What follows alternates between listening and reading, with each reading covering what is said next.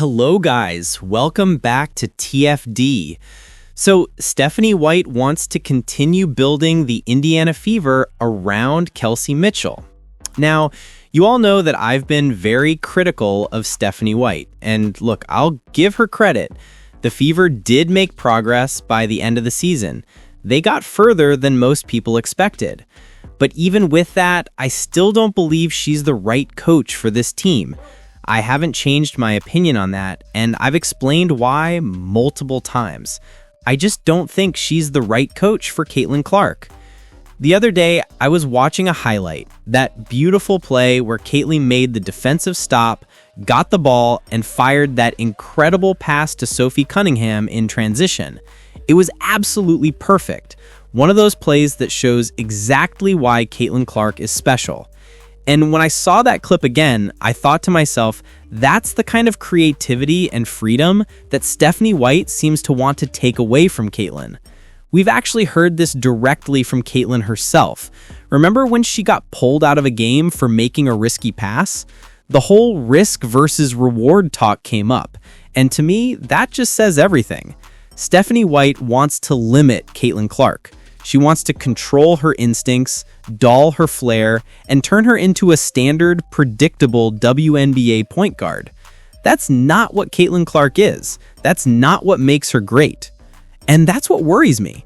Because when you have a once-in-a-generation player like Caitlin Clark, you don't try to mold her into something ordinary. You build around her strengths. You let her create. You let her push the pace. You let her be who she is. Now, I know some of you are big Stephanie White supporters, and hey, I get it. She did lead the team to a respectable finish. But let's not pretend that all of that was purely her doing. Many of those roster improvements came from players I've talked about before. Solid, available talent that the Fever simply went out and signed. So yeah, Stephanie White deserves some credit. But let's be honest, this team's rise wasn't all about coaching. And if she keeps trying to box Caitlin Clark in, that progress won't last. Now pay attention to this, because what you're about to hear really matters. Priority a year ago, and she's the number one priority this year. She's been so important. And, I said this last year, Kelsey deserves to go through this stage of her Indiana Fever career. She's been through sort of the worst of the worst, for lack of a better term, in and out of the building, growing pains with getting the organization back. You don't get back-to-back number one picks unless you've been at the bottom for a while, right? And she showed up like a pro every day, and she just continues to work and continues to grow, and she carried the franchise, and she carries the teams in different ways, and she deserves the opportunity to do that. I mean, it's close to home. For her, we love her. We want to continue to build, around her and continue for her to have success. I thought she was so instrumental in everything that we did. You lose everybody that we lost, and Kelsey Mitchell. All right, guys, there you have it.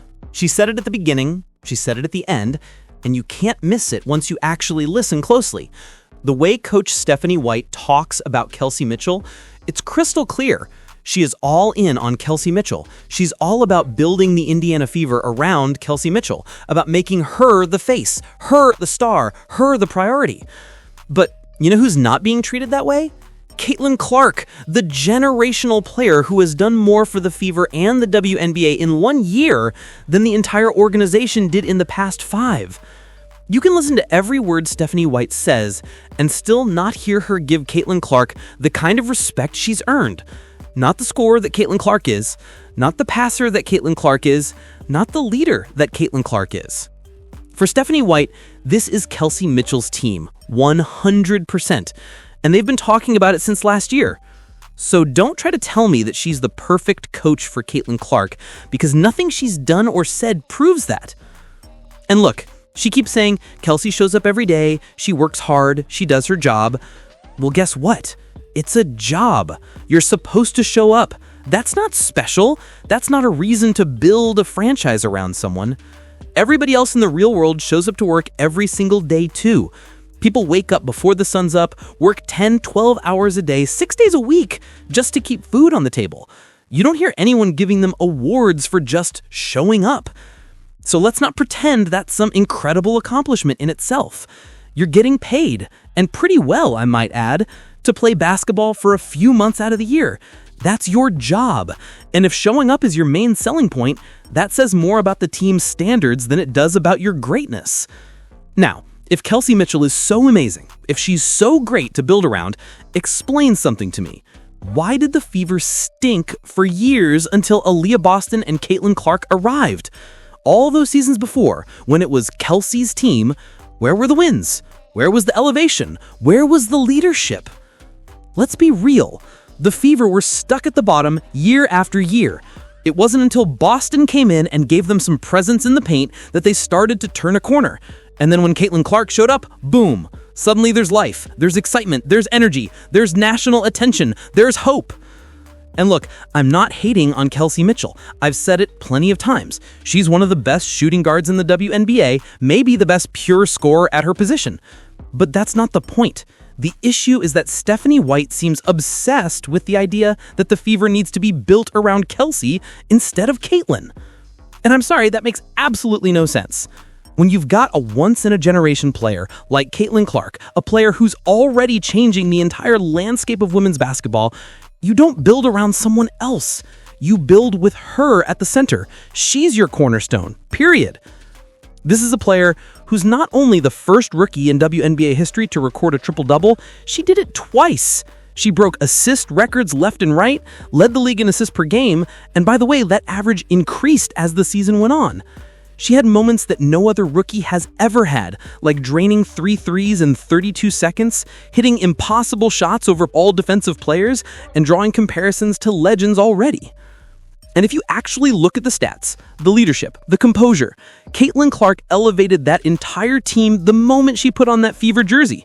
She brought in national television audiences, sold-out arenas, record-breaking merchandise sales, and a level of excitement this league hasn't seen in decades.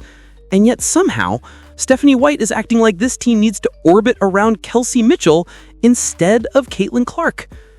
That's like deciding to build around Scottie Pippen instead of Michael Jordan, or choosing Tony Parker over Tim Duncan. You don't do that. No good coach does that. This isn't about basketball philosophy. This is about politics. This is the WNBA old guard clinging to control, trying to downplay Caitlin Clark's impact because she doesn't fit their narrative.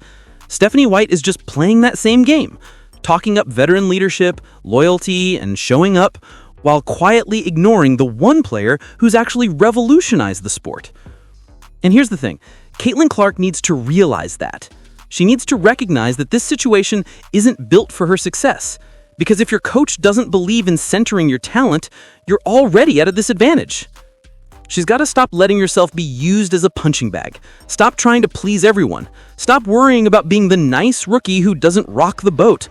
Because the truth is, she's not being protected. She's not being prioritized. She's being used. And I get it. People say she loves Indiana. She wants to be close to home. But come on. You never hear that conversation with male athletes. You never hear, oh, LeBron should have stayed near Akron because it's close to home. That's not how greatness works. If Caitlin Clark stays in a situation that doesn't let her reach her potential just because it's comfortable, that's a tragedy for her and for the sport. Because make no mistake, what she's done already is historic. She's given women's basketball a platform it's never had before. Every young girl watching basketball now has a hero because of her. She's made the WNBA must-watch TV. And yet somehow, she's not the player this franchise is being built around. That's insane. Absolutely insane. The Fever should be doing everything possible to empower her, not to box her in. If Stephanie White can't see that, then maybe she's not the right coach for this era. Maybe she's not the right coach for Caitlin Clark. Because Caitlin needs someone who gets it. Someone who understands that generational talents don't come around every season, and when they do, you build everything around them. But this feels like the same tired story. The same old WNBA mentality that's kept the league from growing faster. Downplay the new star, protect the old hierarchy, keep the status quo. And I'm sorry, but fans aren't buying it anymore. The world sees what Caitlin Clark brings. The numbers, the records, the energy, the spotlight. She's not just another player. She's the player. So yeah, Stephanie White can keep talking about Kelsey Mitchell's work ethic all she wants, but when the Fever start losing again, when the momentum fades, when the fans start asking why Caitlin isn't being used the way she should be, we'll know exactly where the blame lies. Anyway, that's where I stand. I want to hear from you guys. Do you think Stephanie White is the right coach for Caitlin Clark? Or is the Fever wasting the biggest opportunity in franchise history? Drop your thoughts below, smash that like button, subscribe if you haven't already, and as always, thanks for watching.